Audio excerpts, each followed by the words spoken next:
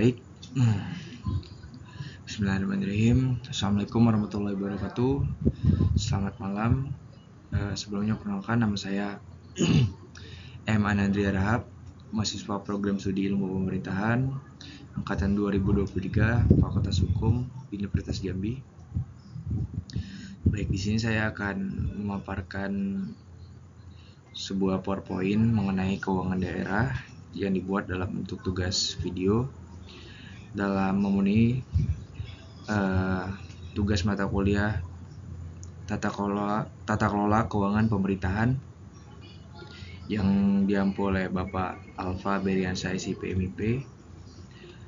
Baik, langsung saja ke materi pembahasan.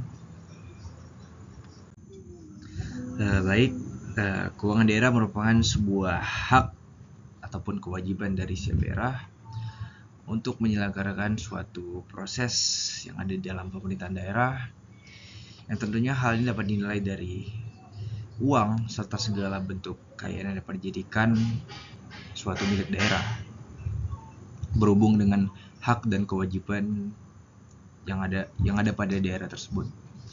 Selanjutnya tentang bagaimana pengelolaan keuangan daerah. Pengelolaan keuangan daerah tentunya seluruh kegiatan yang meliputi berbagai aspek.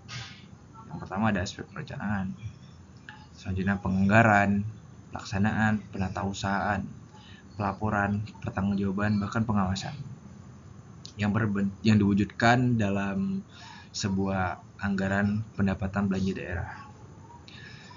Selanjutnya ada anggaran pendapatan dan belanja negara yang biasa kita sebut dengan APBN, adalah sebuah rencana keuangan tahunan yang diselenggarakan oleh pemerintah.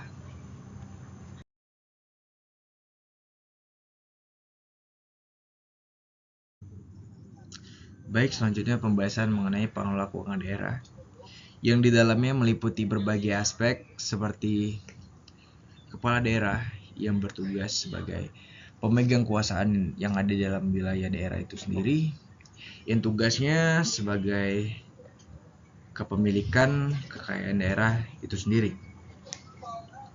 Selanjutnya ada sekretaris daerah yang bertugas sebagai koordinator pengelola keuangan daerah.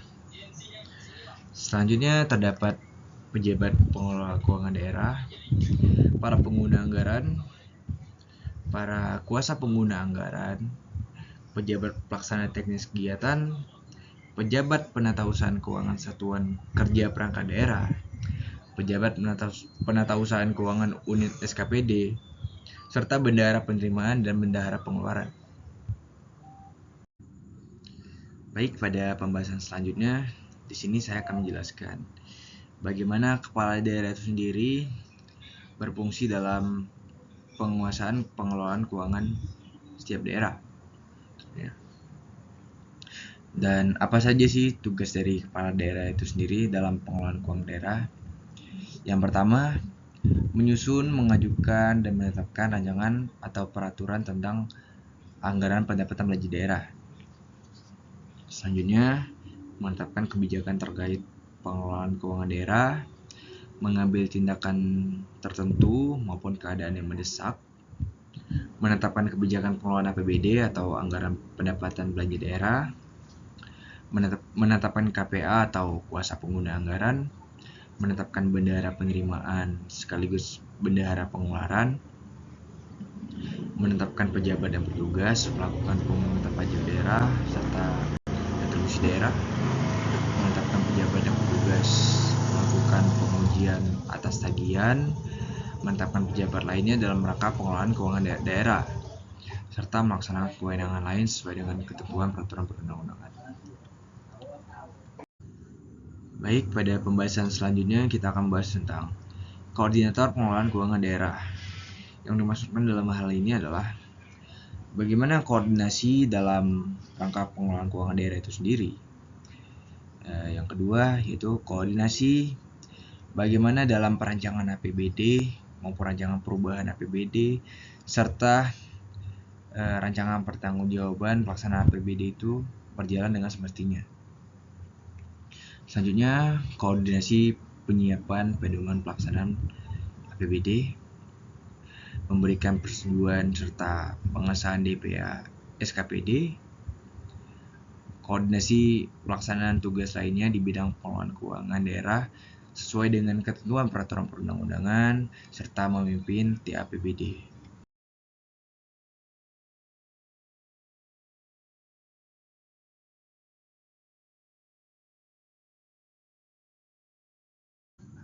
Baik, pada kesempatan kali ini telah sampainya kita pada pembahasan mengenai pengguna anggaran. Yang dimaksudkan dalam hal ini adalah pengguna anggaran itu sendiri merupakan birokrat atau stakeholder dari pemerintah yang berperan dalam hal-hal yang bersangkutan dengan penggunaan anggaran itu sendiri. Yang pertama yaitu menyusun RKA SKPD, merumuskan DPA SKPD, melakukan tindakan yang mengakibatkan pengeluaran atas beban anggaran belanja. Selanjutnya, melaksanakan anggaran SKPD yang dipimpinnya, melakukan pengujian atas tagihan dan memerintahkan pembayaran, melaksanakan pemungutan retribusi daerah, mengadakan ikatan atau perjanjian kerjasama dengan pihak lain, menandatangani SPM, mengelola utang dan piutang daerah, menyusun dan menyampaikan laporan keuangan SKPD yang dipimpinnya, mengawasi pelaksanaan anggaran SKPD yang dipimpinnya, menetapkan PPTK dan PPK SKPD, menetapkan pejabat lainnya dalam SKPD yang dipimpinnya, serta melaksanakan tugas lainnya dengan ketentuan dan peraturan perundang-undangan.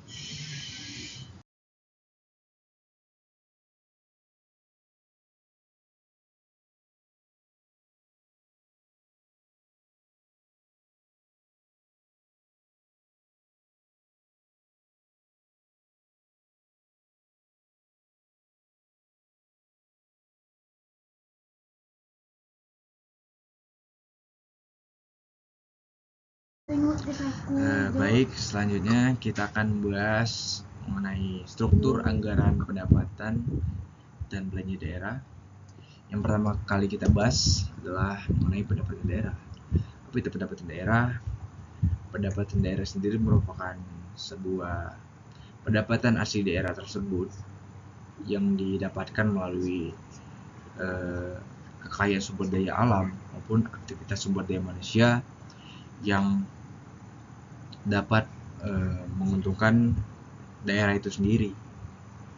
Selanjutnya, pembahasan mengenai belanja daerah. Tentang apa itu belanja daerah? Belanja daerah sendiri merupakan sebuah bentuk atau sebuah kegiatan yang dilakukan oleh pemerintah daerah itu sendiri dalam rangka memperbaiki atau menginovasi sebuah daerah yang dipimpin oleh pemerintah daerah itu sendiri. Selanjutnya, di dalam tahap pembiayaan daerah sendiri merupakan sebuah bentuk pembiayaan yang dibayarkan untuk memenuhi sebuah maksudnya untuk memenuhi segala bentuk yang telah dibelanjakan oleh pemerintah daerah. Baik, selanjutnya pembahasan mengenai pendapatan daerah. Pendapatan daerah sendiri meliputi semua penerimaan uang melalui rekening kas umum daerah yang tidak perlu dibayar kembali oleh daerah dan penerimaan lainnya sesuai dengan ketentuan dasar peraturan perundang-undangan. Pendapatan daerah sendiri terdiri atas pendapatan asli daerah, pendapatan transfer, serta pendapatan asli daerah yang sah lainnya. Baik, selanjutnya pembahasan mengenai pendapatan asli daerah. Tentunya dalam pendapatan asli daerah sendiri meliputi berbagai aspek. Aspek pertama yaitu pajak daerah. Pajak daerah sendiri merupakan sebuah kontribusi wajib kepada daerah yang terutang oleh orang pribadi atau badan yang bersifat memaksa yang tentunya peraturan tersebut telah berdasarkan peraturan perundang-undangan tentang bagaimana pajak daerah ini berfungsi. Tentunya tidak dengan cara yang langsung. Dapat kita lihat bahwasanya pembangunan infrastruktur maupun pembangunan jalan merupakan sebuah hasil dari pajak daerah itu sendiri. Selanjutnya, retribusi daerah. Yang dimaksudkan dalam retribusi daerah adalah pemungutan daerah sebagai pembayaran atas jasa maupun pemberian izin tertentu yang khusus atau disediakan oleh pemerintah daerah untuk kepentingan pribadi maupun badan-badan yang ada di dalamnya. Selanjutnya yaitu hasil pengelolaan kekayaan daerah, yang tentunya hasil kekayaan daerah ini dipisahkan. Selanjutnya pendapatan asli daerah yang sah.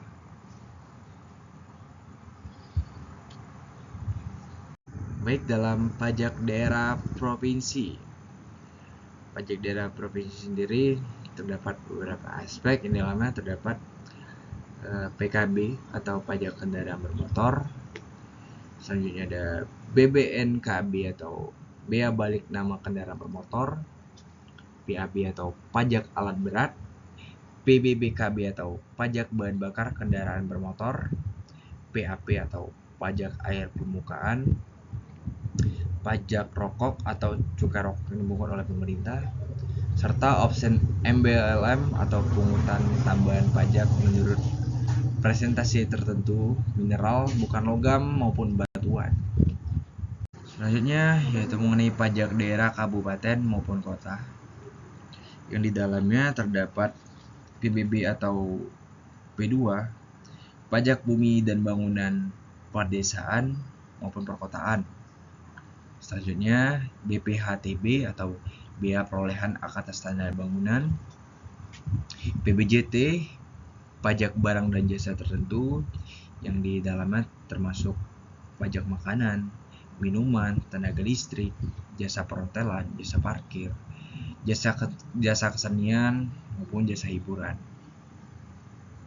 Selanjutnya terdapat pajak reklame, PAT, pajak air tanah, MBLB atau pajak mineral bukan logam dan batuan, pajak sarang burung walet, tentunya pajak sarang burung walet, dan selanjutnya opsen PKB, dan yang terakhir terdapat opsen BBNKB.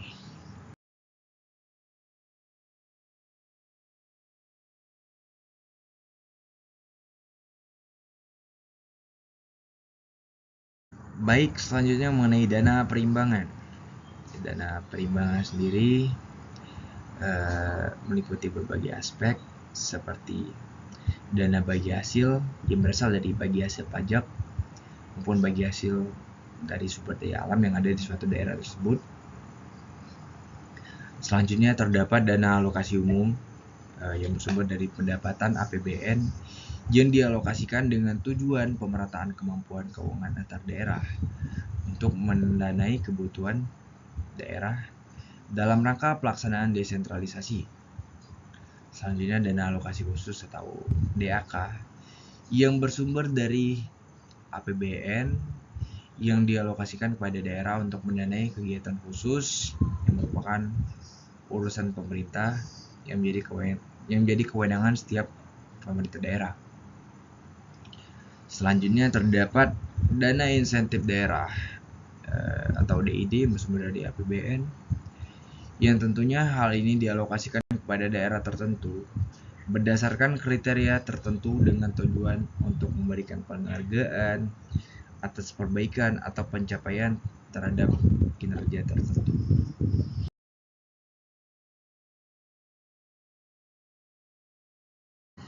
Ya, selanjutnya kita akan membahas mengenai transfer antar daerah. Transfer antar daerah sendiri terdiri atas pendapatan bagi hasil dan bantuan keuangan. Pendapatan bagi hasil merupakan dana yang bersumber dari pendapatan asli daerah yang dialokasikan kepada daerah lain berdasarkan angka presentasi tertentu. Selanjutnya, bantuan keuangan merupakan dana yang diterima dari daerah lainnya, baik dalam rangka kerjasama antar daerah, pemerintah peningkatan kemampuan keuangan, atau tujuan tertentu lainnya.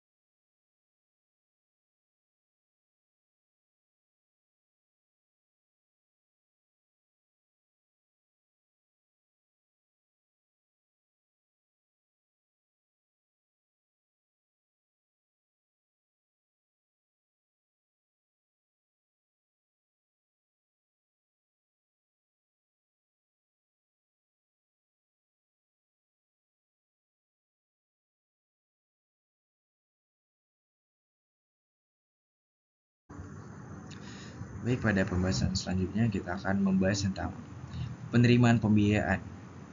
Penerimaan pembiayaan sendiri tentunya bersumber dari berbagai hal. Dapat kita lihat sini, sumber pertama dari penerimaan pembiayaan itu berasal dari silpa. Silpa sendiri merupakan sisa lebih pembiayaan anggaran. Selanjutnya bersumber dari pencairan dana cadangan yang dahulunya penggunaan tersebut diprioritaskan untuk mendanai kebutuhan pembangunan prasarana dan sarana suatu daerah.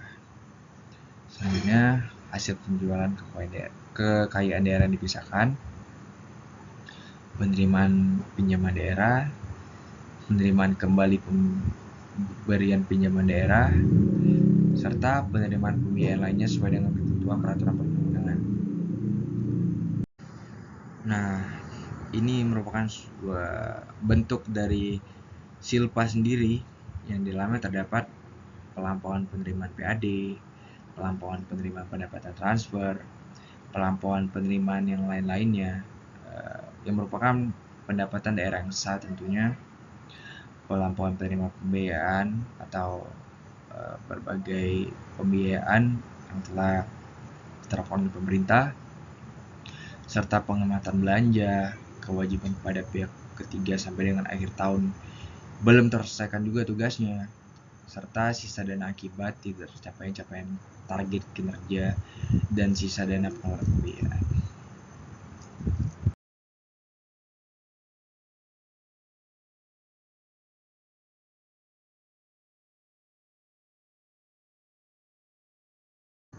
Nah, selanjutnya kita berada di dalam tahap penyusunan anggaran pendapatan belanja daerah. Yang pertama kali dilakukan adalah bagaimana rencana kerja dari pemerintah daerah itu dirumuskan dalam sebaik-baiknya. Selanjutnya mengenai kebijakan umum, bagaimana anggaran pendapatan belanja daerah itu digunakan dengan sebaik mungkin, dan PPAS atau prioritas plafon anggaran sementara. Selanjutnya tentang bagaimana rencana kerja dan anggaran satuan kerja perangkat daerah itu sendiri. Selanjutnya rancangan peraturan daerah APBD maupun penerapan atau penetapan APBD itu sendiri.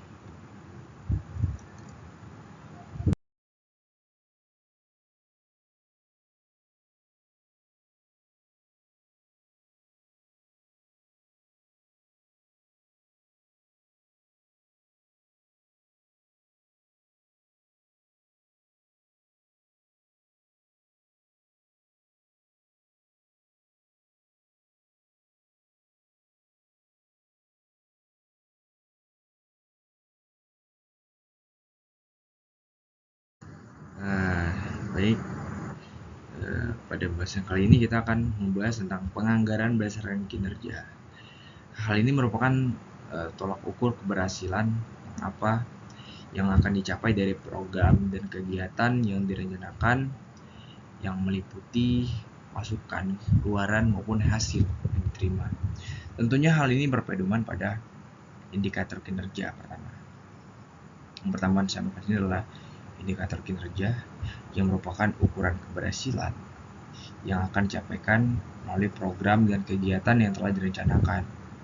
Selanjutnya tolak ukur merupakan ukuran prestasi kerja yang akan dicapai dari keadaan semula dengan mempertimbangkan faktor kualitas, kuantitas, efisiensi, dan efektivitas setiap pelaksanaan. Selanjutnya sasaran kinerja itu sendiri merupakan hasil yang diharapkan dari suatu program tersebut, apakah berjalan dengan baik atau tidak. Selanjutnya standar belanja. Penilaian ini berdasarkan atas kewajaran atas bekerja dan biaya yang digunakan untuk melaksanakan suatu kegiatan. Selanjutnya standar harga satuan merupakan harga satuan barang dan jasa yang ditetapkan dengan keputusan kepala daerah dengan mempertimbangkan berbagai aspek tentunya. Selanjutnya rencana kebutuhan BMD, dan yang terakhir sampai pada tahap standar pelayanan minimal yang merupakan tolak ukur kinerja dalam menentukan capaian jenis dan merupakan dasar yang merupakan urusan pemerintahan yang wajib dan berhak diperoleh oleh setiap warga negara. Baik, cukup sekian yang bisa dapat saya sampaikan dalam pembahasan kali ini. Lebih dan kurang saya mohon maaf. Saya akhiri. Wassalamualaikum warahmatullahi wabarakatuh.